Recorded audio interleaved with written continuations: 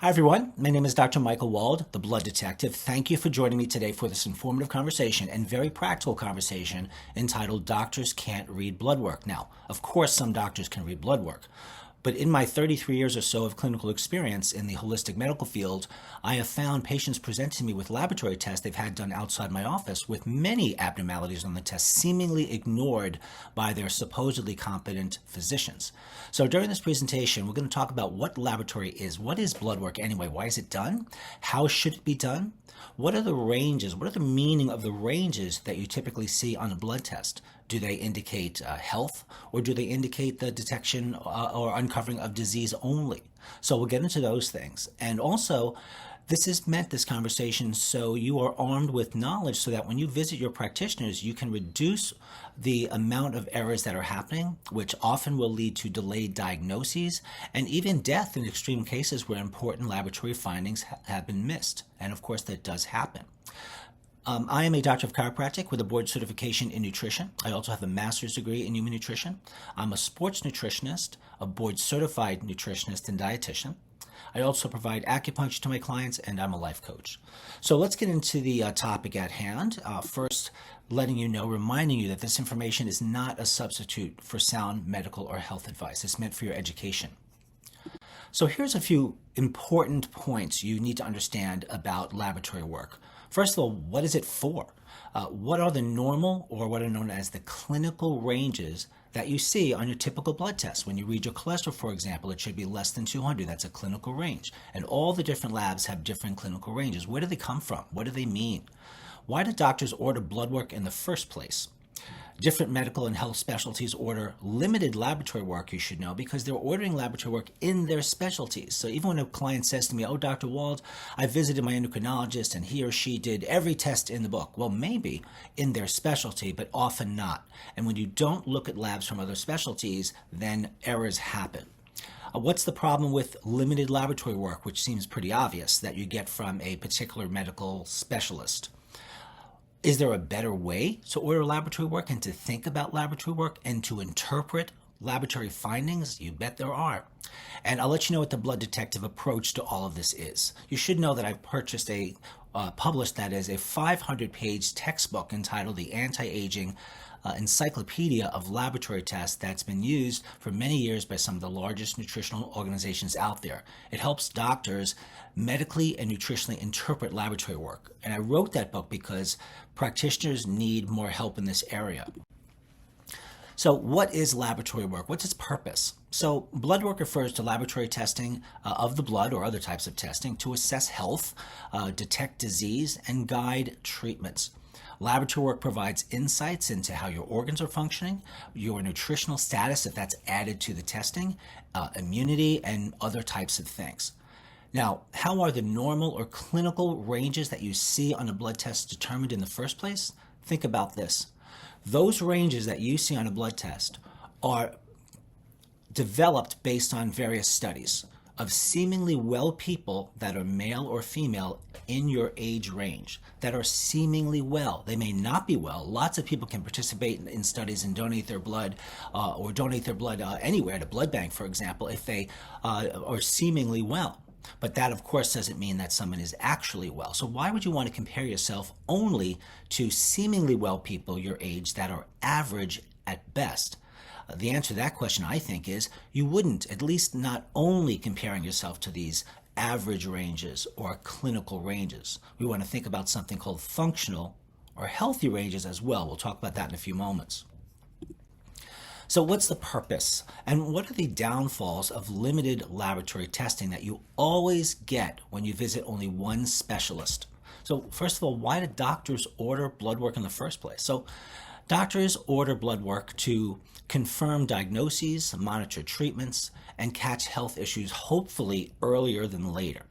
It's a key part of preventative and ongoing care, but the laboratory work must be done correctly. It must test in a variety of areas that sometimes, in my opinion, go outside of a particular medical specialty.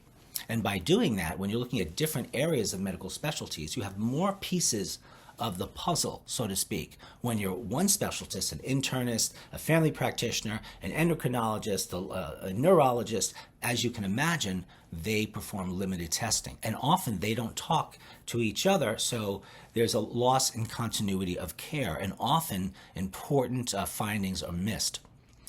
So just to reiterate, different medical and health specialists order limited laboratory work by definition of their specialties. So you just have to accept that as a fact, because it is.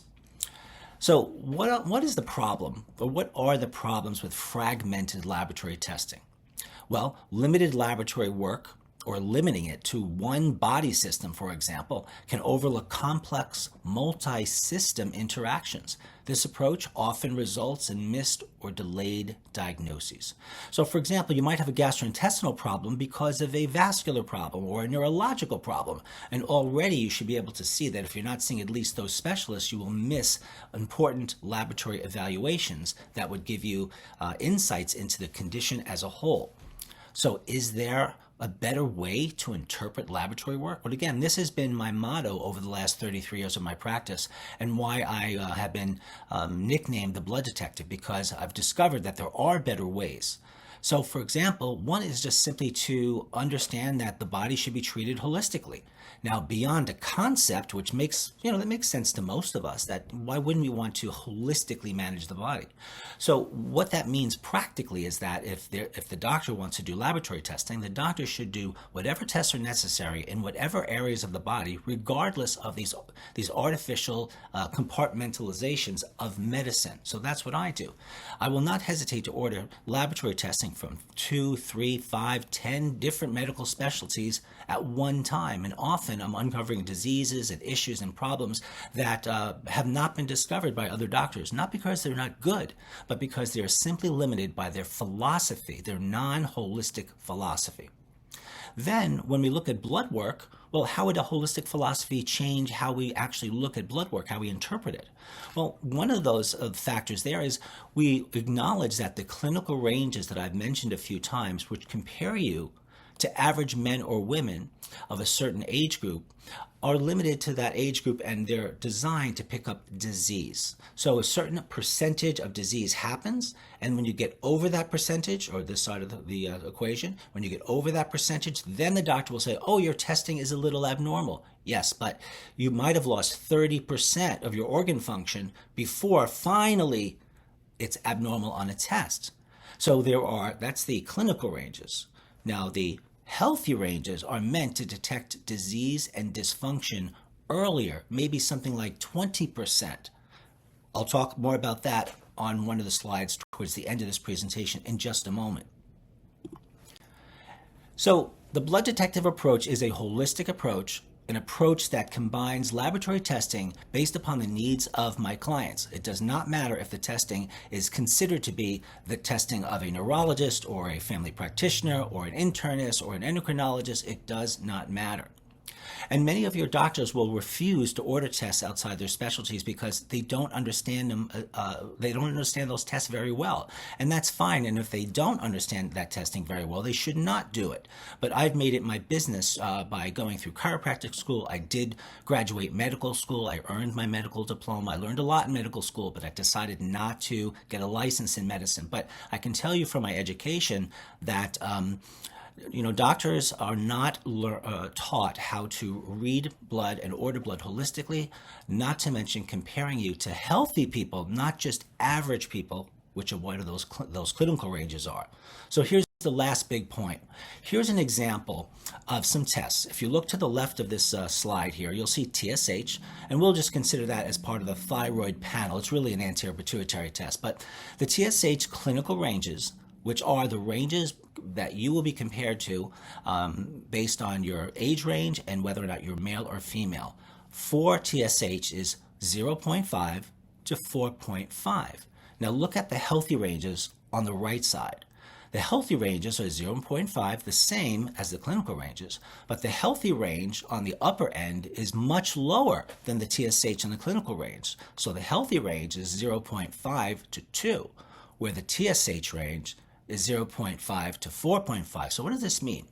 Maybe you'll have all kinds of thyroid symptoms. Maybe you have depression, you have constipation, you have dry skin, you're a bit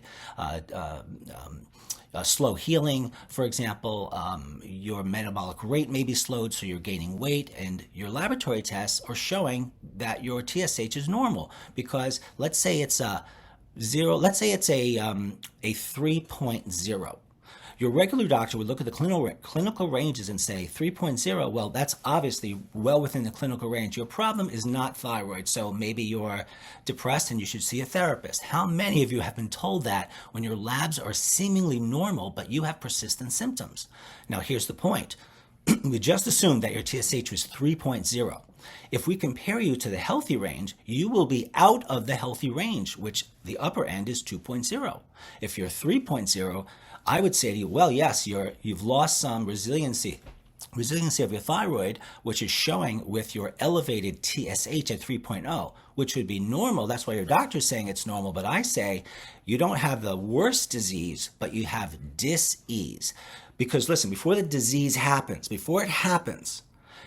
you have to get to that. And then finally, the test shows something. So if you pick it up earlier with tighter ranges, which are the healthier ranges, it's going to be very consistent with your symptoms. You get to treat it.